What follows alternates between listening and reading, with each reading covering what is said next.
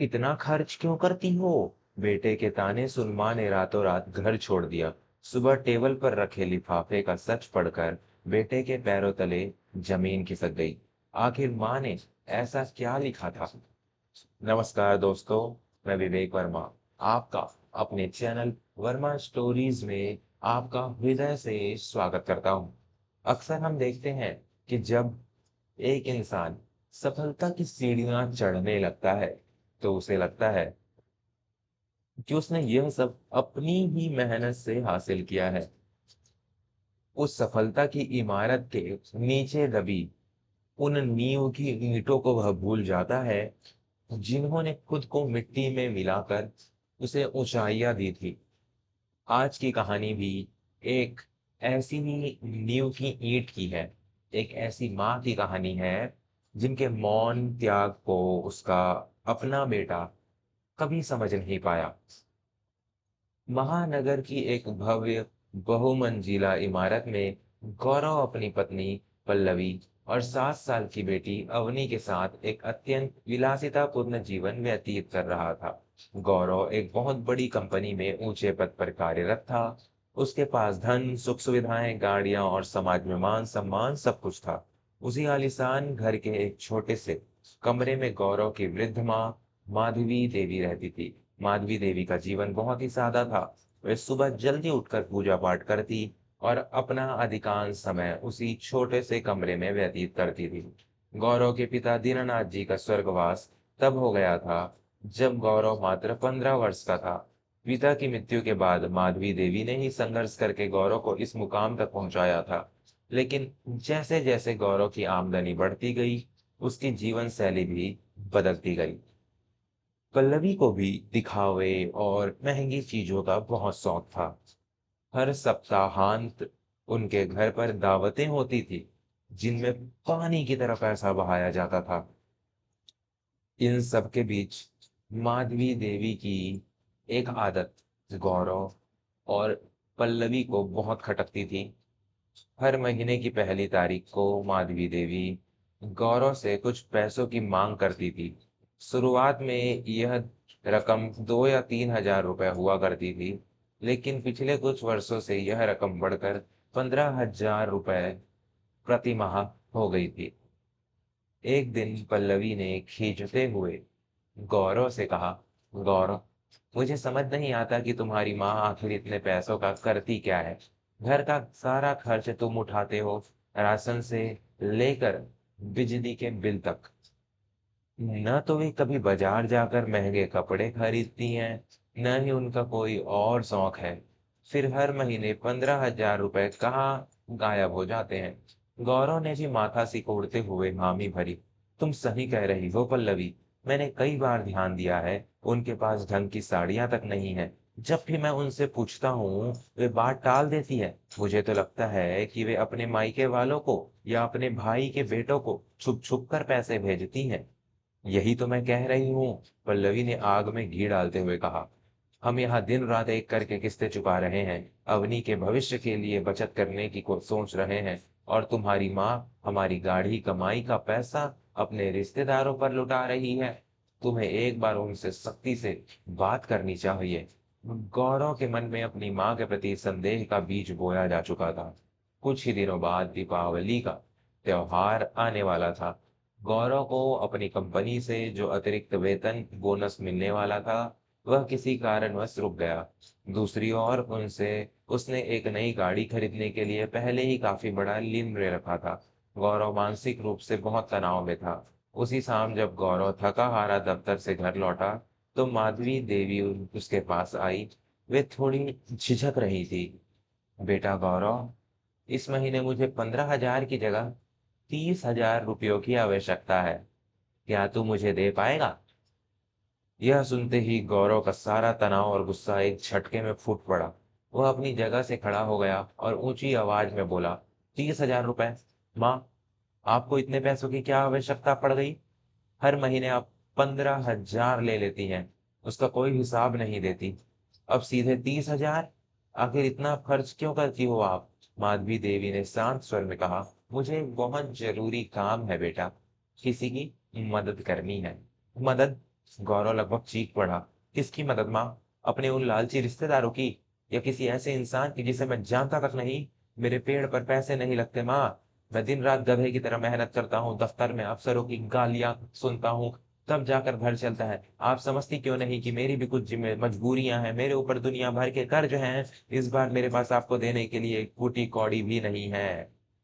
पल्लवी भी बाहर आ गई और ताना मारते हुए बोली, माँ जी, आप भी तो देखिए कि आपका बेटा कितना परेशान है।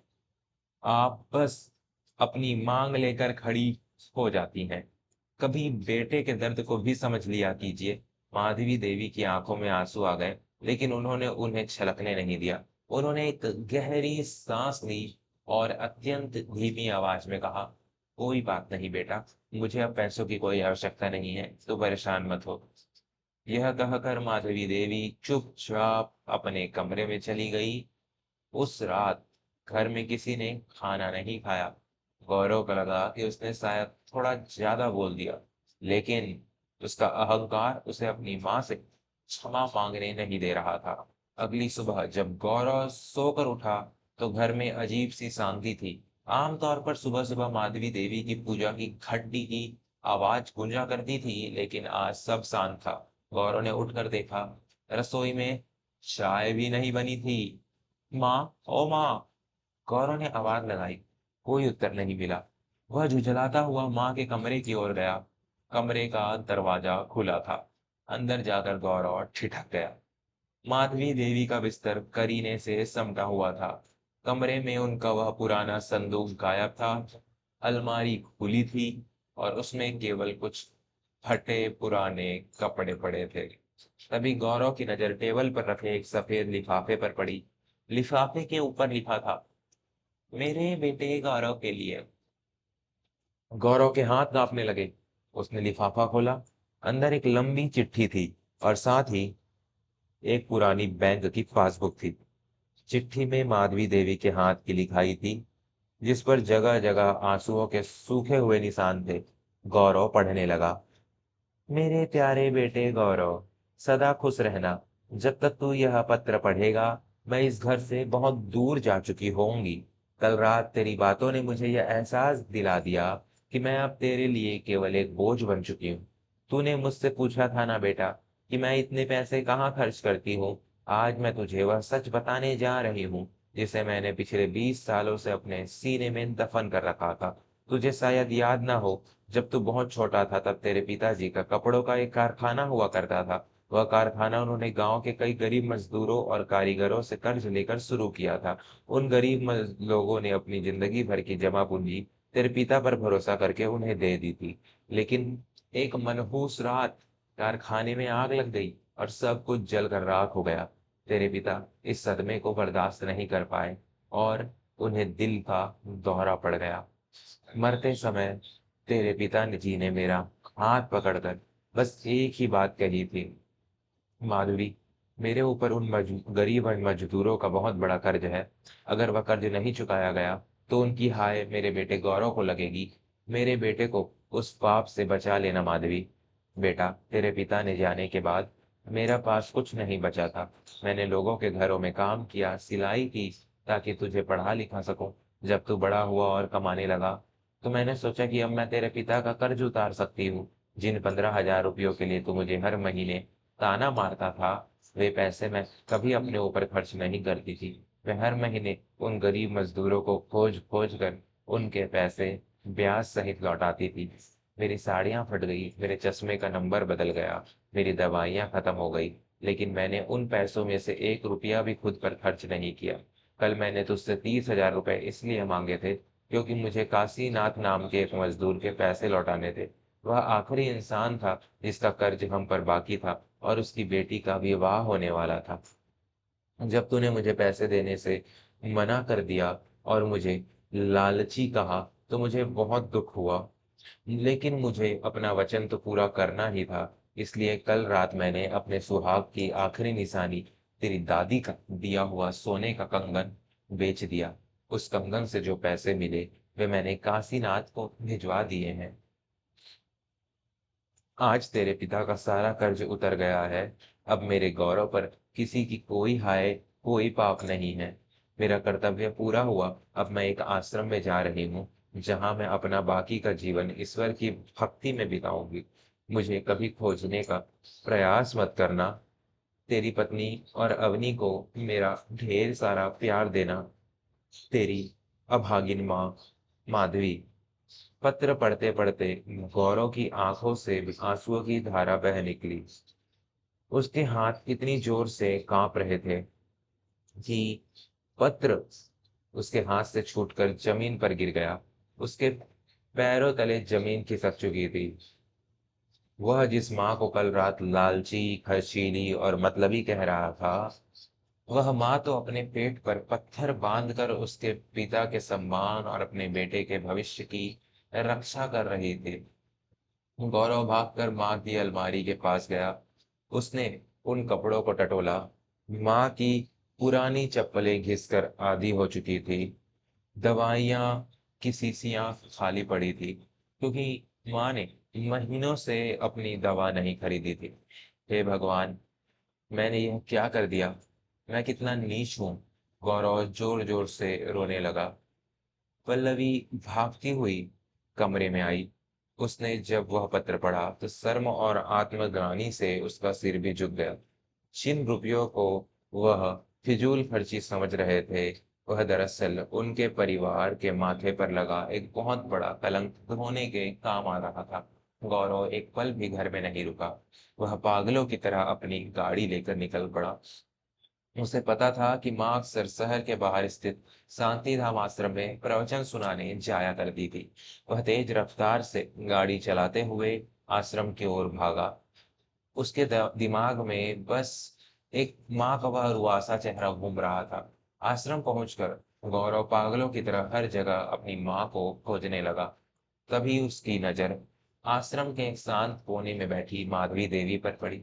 वे एक पुरानी सूती साड़ी पहने, आंखें बंद किए माला जप रही थी।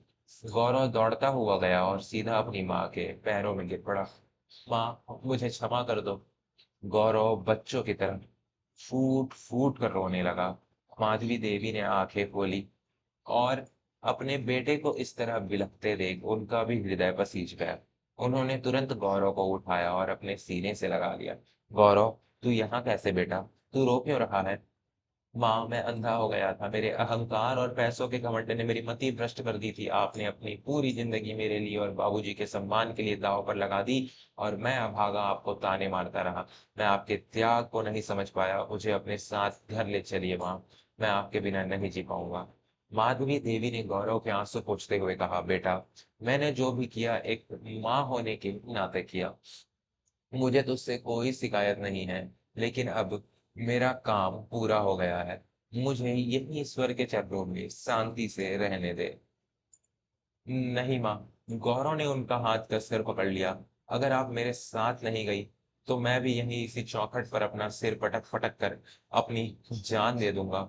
पल्लवी भी घर पर रो रही थी। अवनी अपनी दादी को खोज रही थी। आपको हमारे लिए चलना ही होगा। बेटे के इस सच्चे पश्चाताप और अवनी का नाम सुनकर माधवी देवी का